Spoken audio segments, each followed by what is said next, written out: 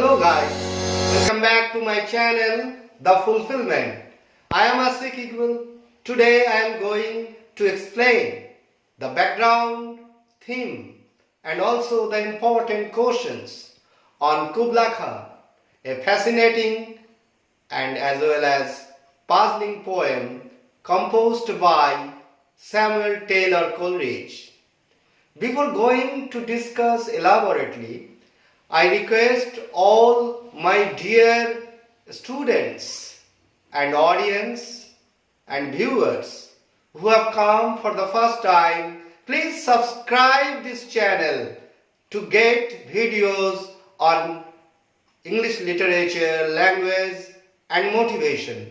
So don't delay. Let's go and subscribe the channel The Fulfilment.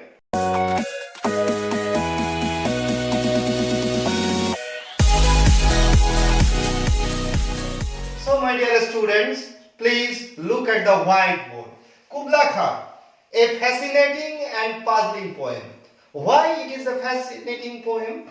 Because it is an immortal creation in the Romantic period. And why it is a puzzling poem? It is a puzzling poem to the readers as there are too much controversies on the theme of the poem. Okay?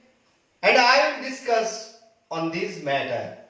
So the poem was written by Samuel Taylor Coleridge. It was composed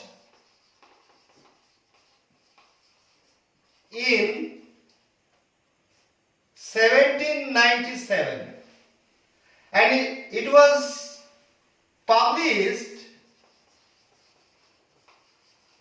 in the year 1816 at the request of Lord Byron, another romantic poet, and the poet Samuel Taylor Coleridge. He is one of the great romantic poets. There are 5 great romantic poems. The other 4 romantic poets are Wordsworth, Shelley, P.B. Shelley, Keats and Byron. Okay, so Samuel Taylor Coleridge, he is among the 5 romantic poets. What are the important literary works of Samuel Taylor Coleridge? Lyrical ballads, jointly published. It was published by Wordsworth and Coleridge. His major poems are The Ancient Mariner, Dejection and Ode, Frost at Midnight, Christabel, Kubla Khan and The Aeolian Harp. These are the famous poems of S.T. Coleridge. His famous book on criticism is Biographia Literaria and his famous dramas are The Fall of Robespierre and The Remorse. So these are the famous literary works of Samuel Taylor Coleridge. And now you should have to understand what are the qualities of his poetry. You know that S.T. Coleridge is a romantic poet. So the characteristics will be the characteristics of romantic poetry.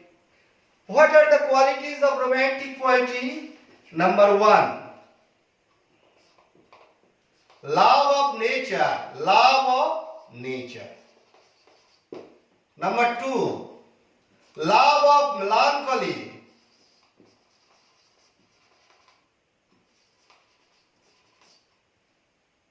Number 3, love of the past. Number 4, love of music. or songs. Love of nature, love of melancholy, love of the past, love of music or song, etc. So these are the romantic qualities. We can find these qualities in the poetry of S.T. Coleridge. The present poet Kubla Khan is also a poem which focuses these qualities. And there is, in the poetry of S.T. Coleridge, the love of supernatural. So these are the major qualities. And now we should have to understand this present poem, Kubla Khan. It was published at the request of Lord Byron in 1816. Coleridge was in a farmhouse. One day, he was taking rest in his farmhouse.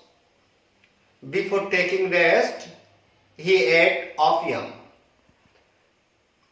In fact, taking opium became a habit to the poet. As he became ill after a long tour of Europe with his friend William Wordsworth and sister Dorothy Wordsworth.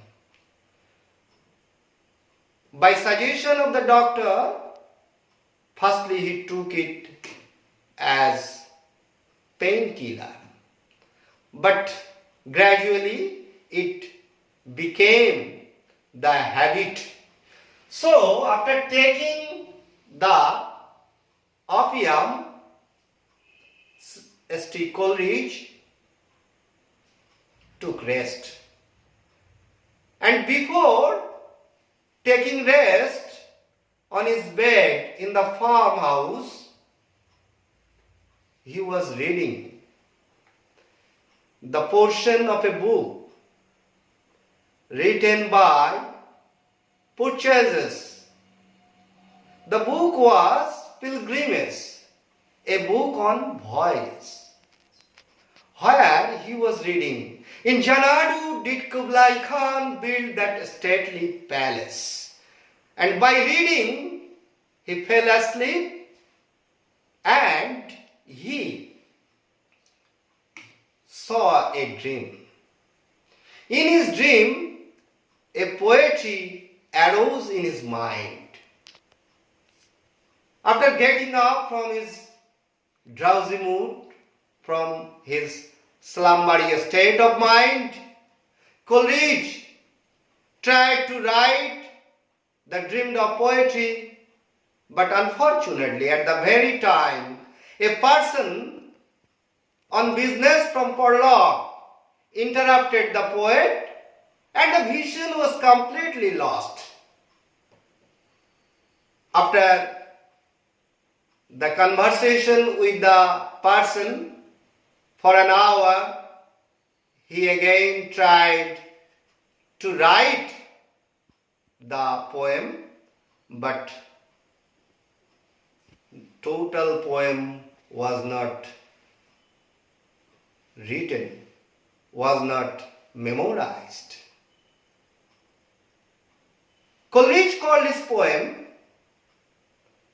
a fragment with doubtful poetic merit. He says that it is a dream poem without any poetic merit.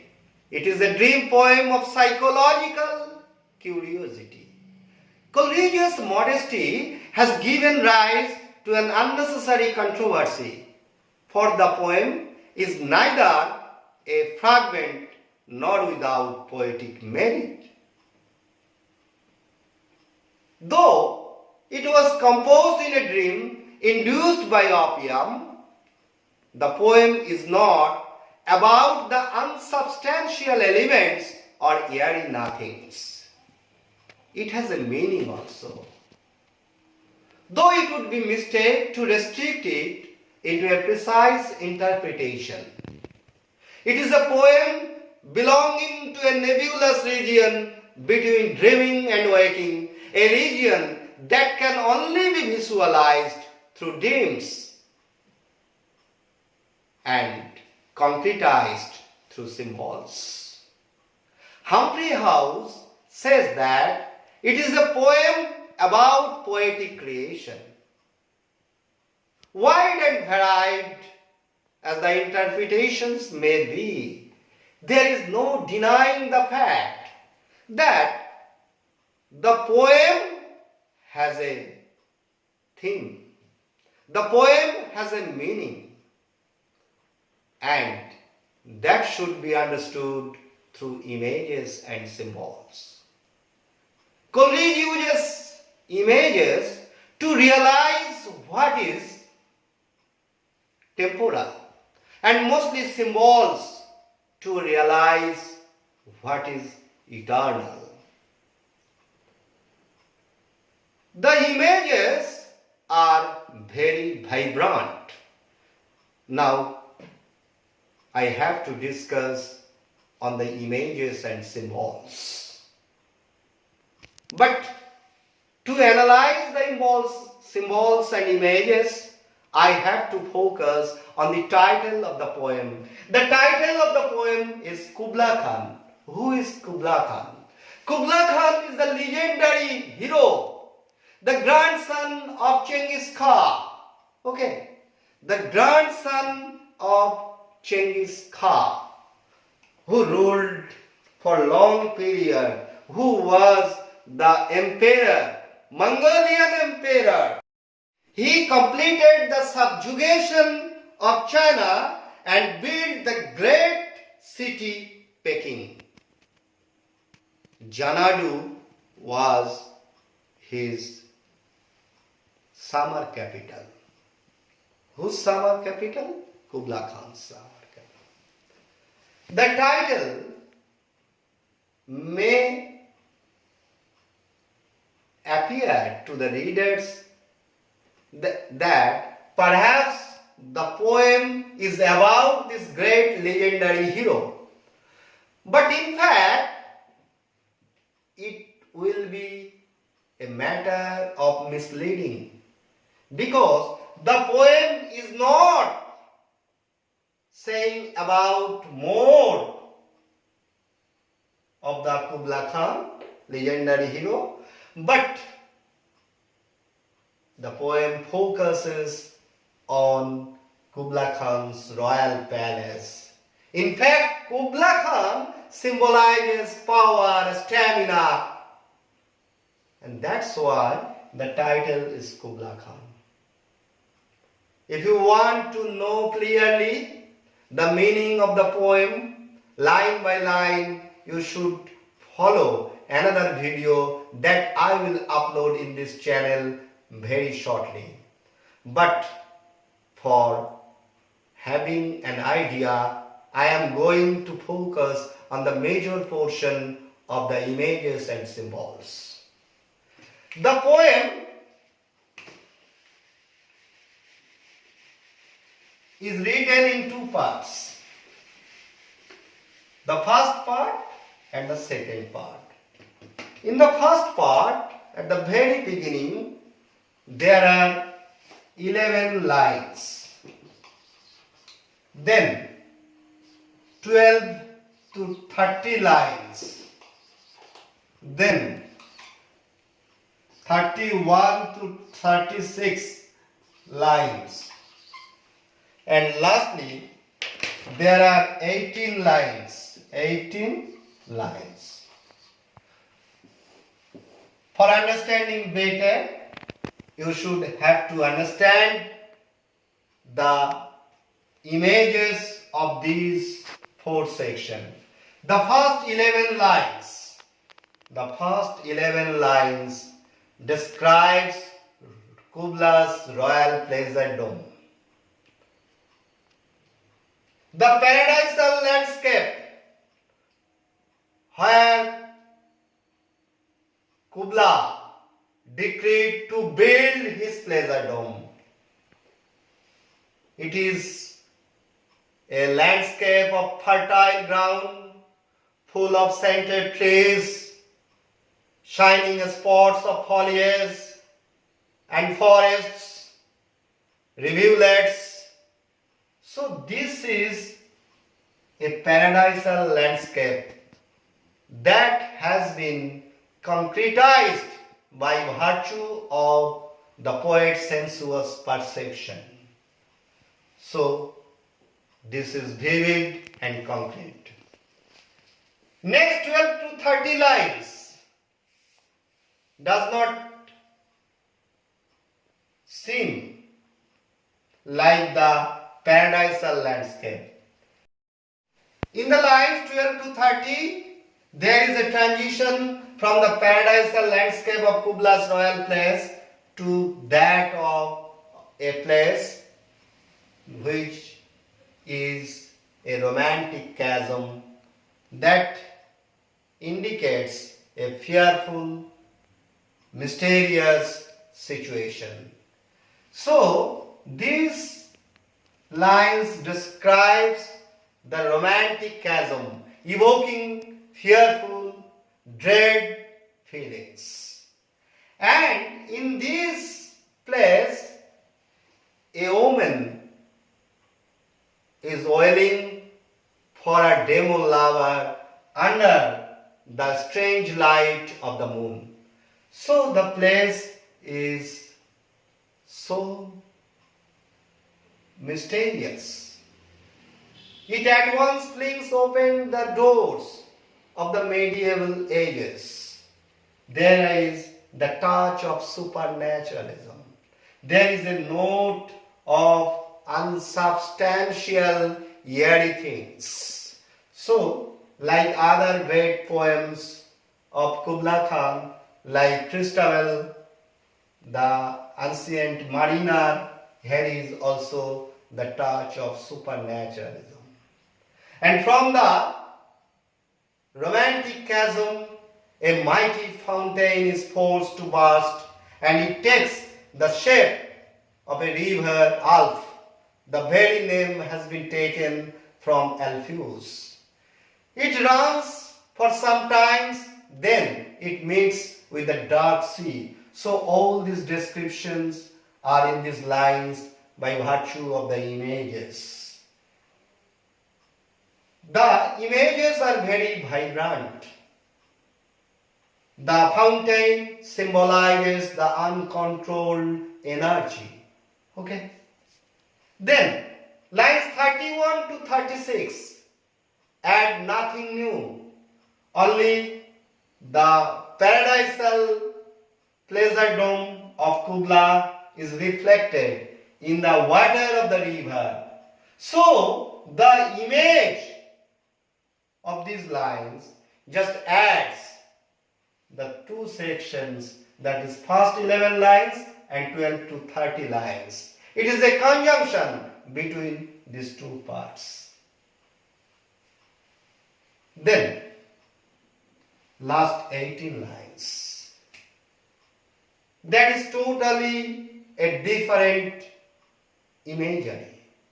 The poet sees a dream in his dream, that an Abyssinian maid is singing of Mount Abora, which at once recalls to the poet's mind Milton's Paradise Lost and his great inspiration for Mount Amora. The poet is desirous to come under the spell of the Abyssinian maid's songs, because she was singing of Mount Abora. The poet is desirous to be inspired by the song. So he says, her symphony and song, if I could revive it, all my dreamed of poetry would be get written. So this is about the poetic frenzy, his flashing eyes and floating hairs. Here in this portion, the poet says, are the mood of poetic frenzy. They are needed for the creation of a poem. So, this is the recurrent Coleridgean theme. If someone gets proper inspiration, if someone gets the frenzied mood, he absolutely be able to compose the poetry, and that's why it is a poem about poetic creation. So after analyzing the images from the beginning to the last, it seems that though the poet moves by virtue of imagination, the visionary world changes from imaginary to real, and then real to almost spiritual. And the unity of these two sections lies in this complementary transition. The first part looks forward and the second part looks back. Okay? That's why the poem is not a fragment. It is a complete whole. The poem, though written in a mood of dreamy qualities, yet it is not a dream poem. It is not a poem about airy nothings or unsubstantial elements. It is a world that Coleridge concretely realized through his imaginative flight. That's why the poem is not without meaning. It is a poem about poetic creation. Okay? Now, my dear students, let's go to know what are the important questions. First question, fragment or whole, give reasons. Do you think the poem is a fragment or whole? I have already discussed this. Number 2, images and symbols. I have discussed these also. Then, as a romantic poem, then as a supernatural poem, then as a dream poem. This portion I have discussed in my analysis. It is a romantic poem. Why? Because it has the qualities of a romantic poem, like the love of nature, where the poet describes the paradisal landscape of Kubla's royal palace, which is full of nature description. Romantic poem, there is the love of melancholy, supernatural, all these are romantic qualities. So another question, as a supernatural poem, it is also should be answered in such a way where you will give the description of supernatural elements in the lines 12 to 30 lines, where there is the romantic chasm, the wailing lover, the wailing woman for a demon lover, the pale moon, strange light. All these are the situations of supernatural poetry. Okay, so these are not major questions, but the major questions is fragment or whole, or images and symbols. As a dream poem, it is not a dream poem. You should have to focus. But if there is a question, you should mention all that I have focused during my analysis. And lastly, you should have to conclude that it is a poem having a theme and meaning. It is a poem about poetic creation. Though it is induced in an opium eating, it has a dreamy quality. It is composed in a dream, yet it is not a dream poem. Okay? And lastly, you should write the critical appreciation. What is critical appreciation?